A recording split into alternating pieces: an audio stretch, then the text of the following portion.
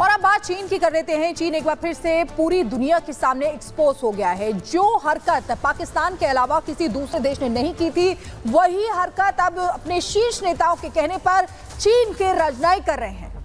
बिल्कुल। और देखिए, चीन जो है अब बांग्लादेश में जमाती जो नेता हैं उनका खुलकर सपोर्ट करता हुआ नजर आ रहा है। लेकिन ऐसे में सवाल ये कि इस चाल के पीछे आखिर चीन का गणित क्या है, वो आपको इस रिपोर्ट के जरिए बताते हैं।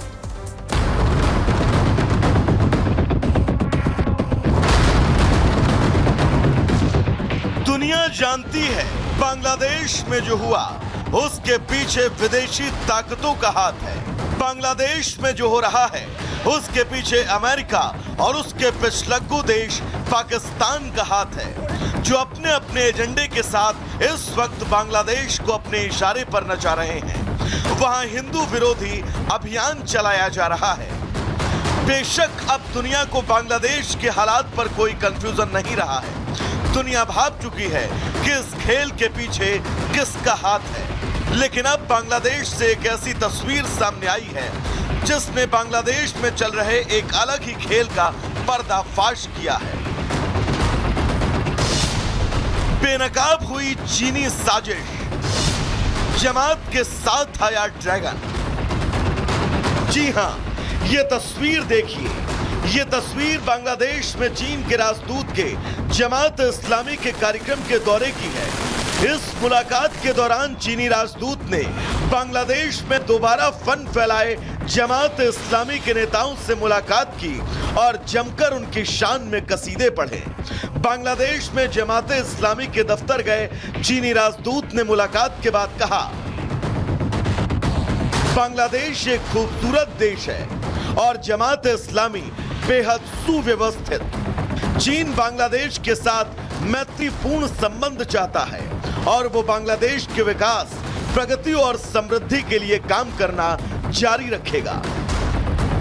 हालांकि आतंक और कट्टरपंथ पर चीन का दोहरा रवैया पहली बार सामने नहीं आया है, लेकिन बांग्लादेश से आई ये तस्वीर बिल्कुल नई है, जो बांग्लादेश में मचे राजनीतिक उथल पुथल के बीच एक अलग कहानी बयां कर रही है।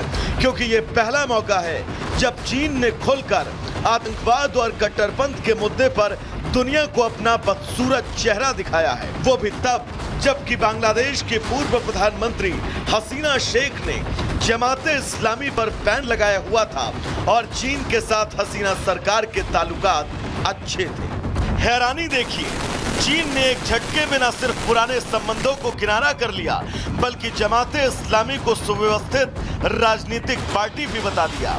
जबकि ये पहली बार है जब मार्च 2010 में युद्ध अपराधों के लिए मुकदमे शुरू होने के बाद किसी देश के राजनयिक ने बांग्लादेश में जमाते कार्यक्रम का दौरा किया हो। बहरहाल अपने देश में उइगर मुसलमानों को बुरी तरह से कुचलने वाले चीन का ये चेहरा नया है और ये इशारा करता है कि बांग्लादेश में चल रहे सियासी खेल के पीछे कहीं ना कहीं ड्रैगन का भी हाथ है और अब वो जमात को मदद लेने के बदले फायदा उठाने की पूरी योजना बना चुका है। ब्यूरो रिपोर्ट और रिपब्लिक भारत।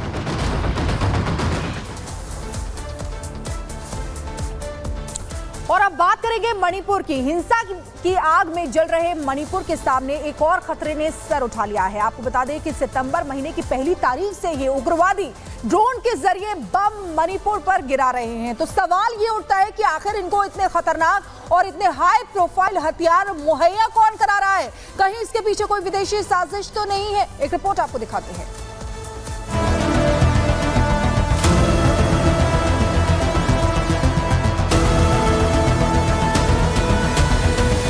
पिछले एक साल से हिंसा की आग में झुलस रहे मणिपुर में एक बार फिर हिंसा भड़क उठी है। फर्क बस इतना है कि इस बार हमला ड्रोन के जरिए हो रहा है। इसी कड़ी में संदिग्ध उग्रवादियों ने इम्फाल में ड्रोन के जरिए बम बरसाए, जिसकी चपेट में आकर एक 23 साल की महिला बुरी तरह से घायल हो गई। पुलिस के मुताबिक फिलहाल घायल महिला की हालत स्थिर है, लेकिन पिछले 2 दिनों के अंदर हुए 2 उग्रवादी हमले से इलाके में दहशत का माहौल है। आपको बता दें कि रविवार को भी संदिग्ध हथियारबंद उग्रवादियों ने इम्फाल में आम लोगों को निशाना बनाया था, जिसमें 2 लोग मारे गए थे और करीब 9 लोग घायल हो गए थे। इस पूरे गांव में करीब 6 घरों पर ड्रोन से बम गिराया गया था और इसमें काफ़ी डैमेज यहाँ पर हुआ है, दिखने को मिल रहा है आप लोगों को। आप लोग तस्वीरों में देख सकते हैं कि किस तरह से छत में छेद हो गया है। स्प्लिंटर्स जो बम में जो स्प्लिंटर्स थे उससे यहाँ पर बाइक्स में भी डैमेज हुआ दिखाई दे रहा है। आप देख सकते हैं कि किस तरह से बाइक में भी बाइक के जो पेट्रोल का टैंक है उसमें भी छेद हो गया है। यहाँ पर लगभग 2 घंटे तक लगातार ड्रोन के जरिए इस गांव में बॉम्बिंग होता रहा।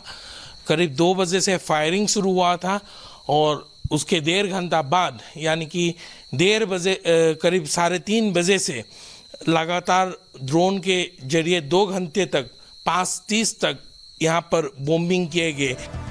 वहीं इस बारे में जो जानकारी सामने आ रही है उसके मुताबिक ये हमला कुकी समुदाय की तरफ से किया गया, लेकिन हमले के लिए जिस तरह से ड्रोन की तकनीक का इस्तेमाल हुआ उसे देखते हुए आशंका गहरा गई है कि कहीं ना कहीं इस हमले के पीछे विदेशी ताकतों का हाथ है, जो क्षेत्र में अशांति फैलाने के लिए उग्रवादियों को बम बरसाने वाले ड्रोन सप्लाई कर रहे हैं।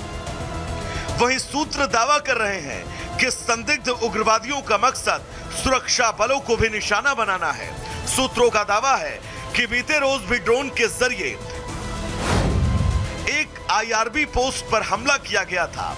हमला आईआरबी के बंकर पर किया गया था, जिसमें हमलावर 2 ऑटोमेटिक असॉल्ट राइफल और एक लाइट मशीन गन छीनकर फरार हो गए थे। कुल मिलाकर उग्रवाद के इस नए चैप्टर ने मणिपुर के लोगों के साथ साथ सुरक्षा बलों के लिए भी चुनौती खड़ी कर दी है। हालांकि मामले की गंभीरता को देखते हुए तमाम तकनीकी पहलुओं को ध्यान में रखकर जांच शुरू कर दी गई है, लेकिन जिस तरह से मणिपुर को अशांत करने के लिए ड्रोन जैसे हाईफाई तकनीक का इस्तेमाल किया जा रहा है उसे देखते हुए इसमें विदेशी साजिश की आशंका से इनकार नहीं किया जा सकता। बहरहाल स्थानीय लोगों को उम्मीद है मणिपुर को जलाने की साजिश का जल्द खुलासा हो जाएगा। Bureau report, Republic Bharat.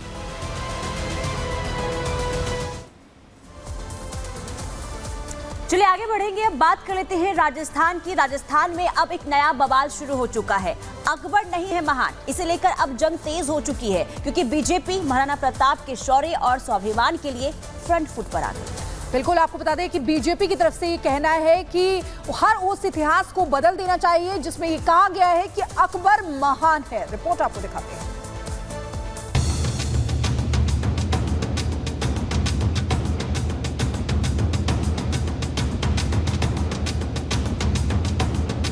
कभी किताबों में आपने पढ़ा होगा अकबर महान, कभी कहानियों में आपने सुना होगा अकबर महान, तो कभी मंचों पर आपने मंचन भी देखा होगा अकबर महान।